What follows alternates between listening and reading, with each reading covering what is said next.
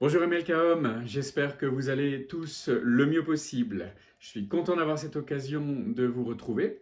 Et aujourd'hui, je voudrais répondre à une question que nos épouses, pour ceux qui sont mariés, pour ceux qui ne le sont pas encore, je pense que c'est bien d'écouter, ça va vous faire gagner du temps et vous éviter certaines tensions, on va dire, avec celle que vous épouserez.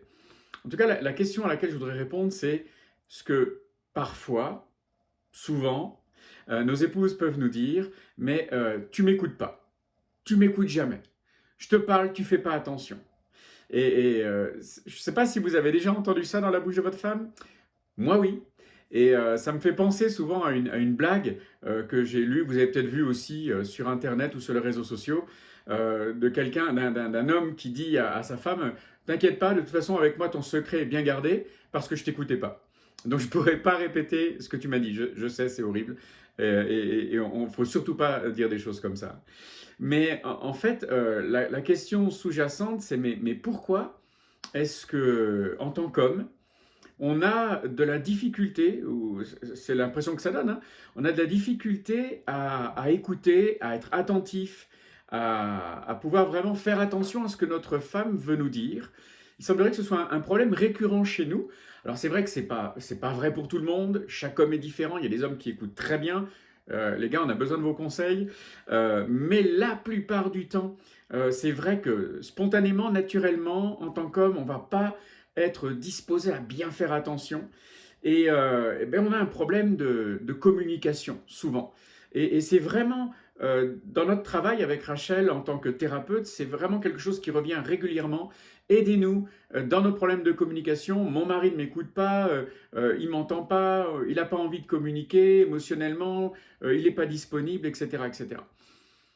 Donc c'est là, je le pose d'une manière humoristique, mais moi je me suis retrouvé dans ce même problème. À un moment donné, honnêtement, hein, je vous mens pas, je me suis même demandé si j'étais pas déjà en train de devenir sourd prématurément, si mon audition ne baissait pas, parce que souvent Rachel me disait mais je te l'ai dit, et puis je lui disais non tu me l'as pas dit, elle dit si je te l'ai dit, non tu me l'as pas dit, et puis vous voyez comme ça peut après dériver vers une tension entre nous, parce que l'un dit je t'ai dit ça, et puis l'autre non.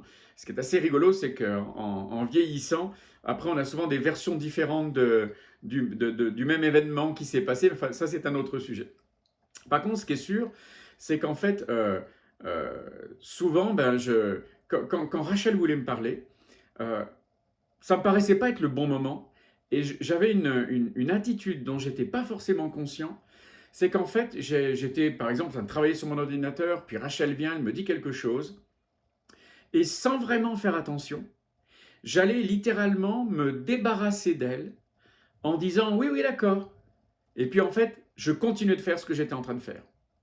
Alors ça pouvait être l'ordinateur, ça pouvait être autre chose, hein. Mais elle pensait que j'avais dit oui à quelque chose qu'elle me demandait, et moi en fait, je me débarrassais juste du bruit quoi, qui me gênait de continuer de faire ce que je faisais. Je sais, c'est horrible, hein, c'est horrible, mais j'ai demandé pardon déjà à Rachel pour ça. Et en fait, j'écoutais pas ce qu'elle me disait, j'avais juste besoin de continuer d'être concentré sur ce que je faisais. Alors, ma réaction n'était pas bonne, mais j'aimerais dire aussi que le fait qu'elle vienne me parler à un moment où j'étais en train de faire autre chose n'était pas bon non plus. Alors souvent, on a tendance à dire que les hommes sont plus monofocus et les femmes multitâches.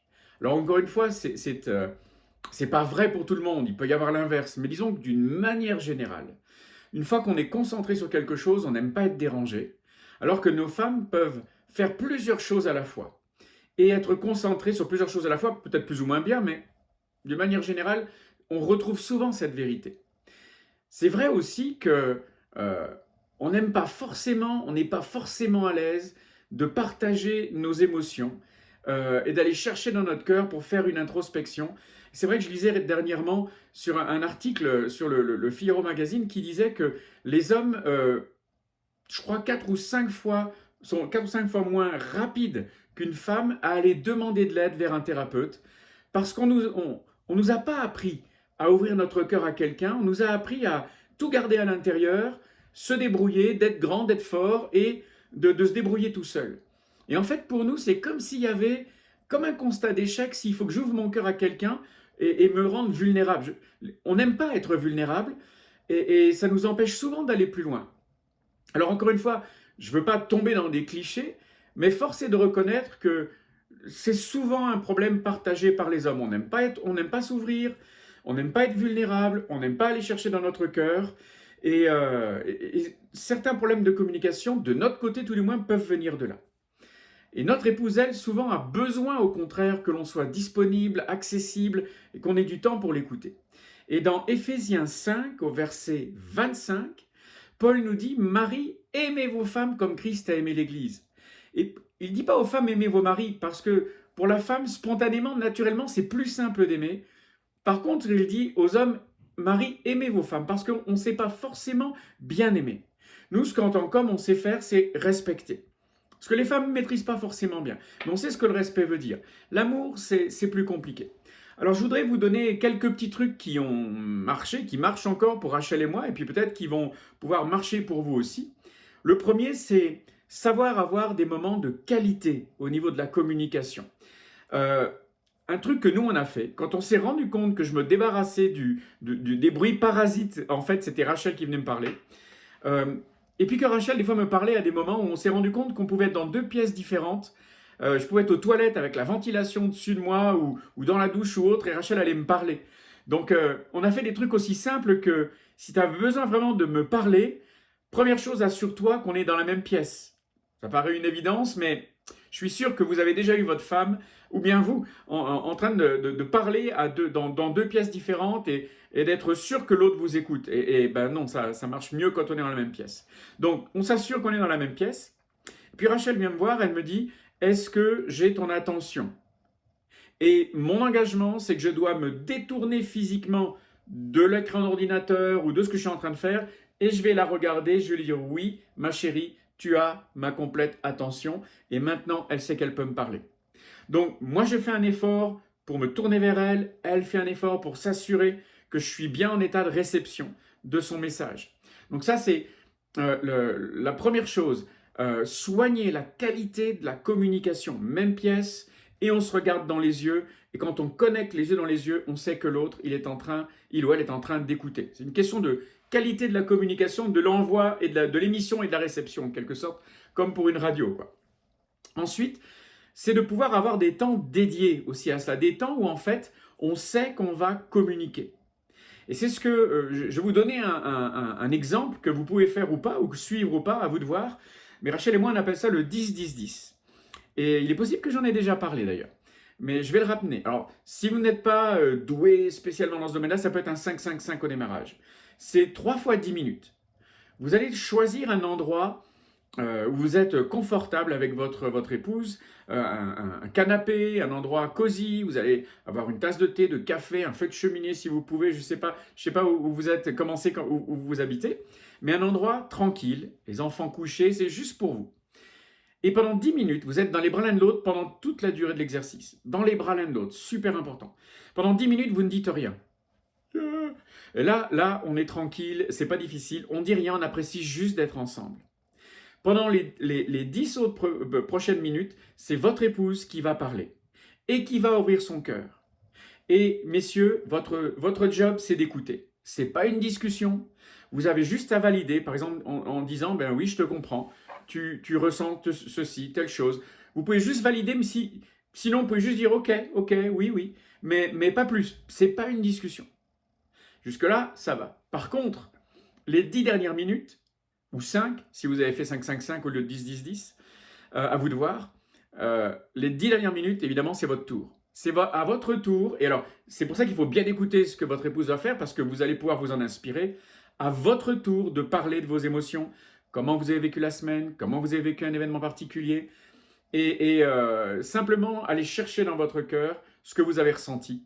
Et puis, mesdames, attention, pour celles qui vont écouter, c'est pas un moment de discussion, c'est un moment d'écoute. Vous aussi, vous n'avez que le droit de valider ou de rester silencieuse.